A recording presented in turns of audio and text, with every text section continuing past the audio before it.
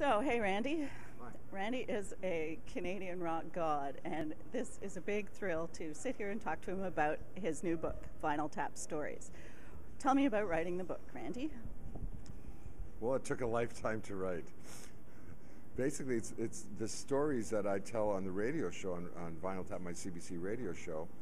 And I had hundreds of emails, thousands, saying, please, can we get the stories? And I said, well, you got to go on CBC and get them. I can't record them and sell them. CBC owns them. They don't own the music.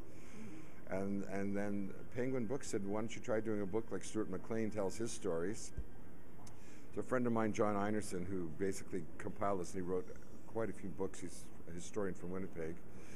Listened to like 150 of my radio shows and took every time I would mention Brian Wilson or Carl Wilson and the Beach Boys and make that into one chapter. And then my early rock and roll days and make that into a chapter. And then my Elvis stories or Little Richard stories and make that into a chapter. So hence come the chapters. We've put the storylines together. What's interesting about this is you can almost create your own Vinyl Tap radio show because there's recommended listening. So as I talk about each song, if you play it, there's quite a relevant connection between me talking about the song with Elvis or Brian Wilson or something when you play the song. But the good thing about this is my radio show goes by you, zoom, it's gone. This you can read the story again, listen to it again, read the story and go, oh, that's what he's talking about. When I do Guitarology 101 and talking about different guitars, you can actually go and listen to them and get other records and play them and kind of create your own show. And this was to just satisfy the demand we had from all over the world of people that wanted to copy the show and send it to their relatives in Australia or Germany or something because they thought, I mean, the music's all the same. Everybody plays the music. But it was the stories that I told of my interaction with that person that nobody had read or heard before because it's me meeting Duke Ellington, me meeting Elvis, me meeting Jerry Lee Lewis, Little Richard, Ringo Starr, on and on, Bryan Adams, all those kind of things, people that, Neil Young, guys I knew and grew up with. It's my own story. Neil Young. That was your Neil Young stories, I think, were one of my favorite parts of the book. It sounds like you and Neil are quite good buddies. We were, and the stories goes on. I mean, I got email from him about 2 weekends ago.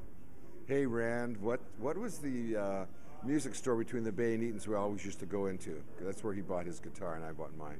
Well, there was, so I say, well, as you're walking, there was Lowe's Music around the corner. Then there was Winnipeg Piano, basically a keyboard place, but they sold guitars. Then there was Ray Hamilton's and the whole thing. And then, okay, thanks. And what was that song called, The Hideout or the something? I said, that was The Hideaway. It was Freddie King. I taught him how to play the beginning lick on that. And I sent him an MP3 of Hideaway by Freddie King. And then I read in Rolling Stone 2 days later, Neil Young's doing a book. He's doing a book of his memoirs. And he's getting a few little connecting points from me, which is very flattering because we really go back a long way as teenagers in Winnipeg. Me and Neil Young and Fred Turner and Burton Cummings and Lenny Breau were like the guys there who had this passion, this passion that left all other passions behind. So is there going to be another record from any of your musical projects? Fred Turner and I are working on another Bachman Turner album. I'm working on another jazz album. People have said do a jazz thing 3.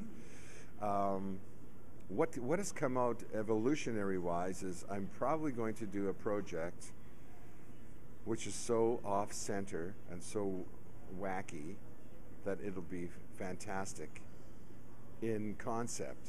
I don't know what the final result will be. But I'm in heavy discussions and have already done some co-writing with the Sadies and Luke Doucette. He's a Winnipeg guitar player. He plays for Sarah McLachlan now. Yeah. And his wife also sings. So I've written with him and we've talked about doing an album together and a tour. And people are going, what? That would just be like as insane as Neil Young and Pearl Jam. And you know what I mean? And backed by the Mumford and Sons or something. So you and the Sadies and Luke. Yeah. And one more going to be added to the mix, and I can't tell you who that is, and it would be a she. But it's in this talking stages, and if it happens, it'll be so wacky. Where I've written with Luke, I've written with the Sadies, I write with her. We all get together and write, and we do 2 or 3 of my standard hits, 2 or 3 of hers, a couple of Luke's. Stuff we've all together, end up with 15 or 16 songs. It's a 90-minute set. Go and tour all the alternative rock and pop and jazz festivals next summer in Canada. And if it doesn't happen for next summer, it'll be happening, because I just got an email from Dallas Good saying, let's just do 6 instrumentals. And I said, great, let's just start out with 6 instrumentals, because you don't need to worry about lyrics or mics. You just go out and do instrumentals. I said, why don't we call the band the Instrumentals? Because it's insane, right? Mentals, like separate the words. Instead of instrumentals, call ourselves the Instrumentals, because you've got to be mental to do this, because there's no market for it. There's no radio stations. Who cares? We care. It's fun. It's stupid fun. So we go out and do it. I mean, they've got their following. I've got mine. It'll shake some people up. It might be a soundtrack to some movie. You know what I mean? Like Meeser Lou, the Dick Dale thing was of the John Travolta thing, or surf movies and stuff. And if not, we've had some fun. We've kept the rock rolling. We just keep going. So. Sounds tantalizing. Yeah. Can hardly wait. So you're interested, yeah, no, right? I'm very interested. Yeah.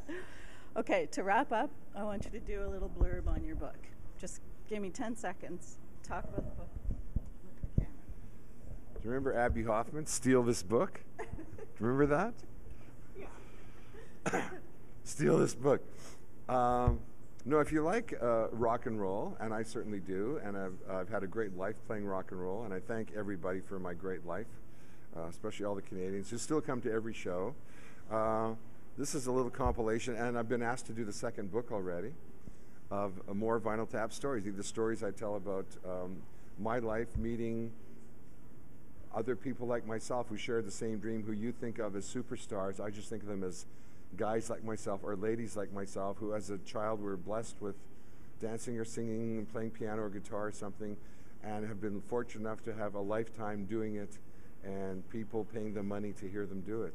So these are the stories behind a lot of the music on the Vinyl Tap radio show, and the show's on every weekend on CBC Radio 1 and 2, and I just got renewed for a couple of years, so I ain't going away. All is good. Yeah, all is good. And this is not the official T-shirt.